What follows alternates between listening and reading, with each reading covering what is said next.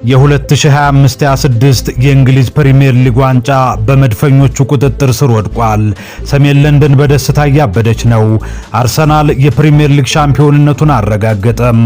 ማንቸስተር ሲቲ በቪታሊቲ ስቴዲየም በበርንማውዝ 1-1 በሆናቸው ውጤት ነጥብ መጣሉን ተከትሎ መድፈኞቹ ከ22 ዓመታት ረጅም ጥበቃ በኋላም የ2025-26 የእንግሊዝ ፕሪሚየር ሊግ አሸናፊ መሆናቸውን በይፋ አረጋግጠዋል።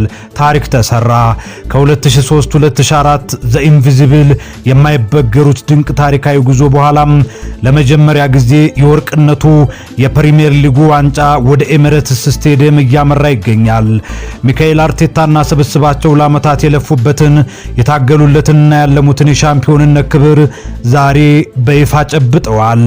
ዋንስ ኤገነር ኦልዌይስ ኤገነር ለ22 ዓመታት ለደረሰው ትግስት ጫናና ስቃይ ሁሉ ዛሬ በታላቅ ደስታ ምላሽ አግኝቷል።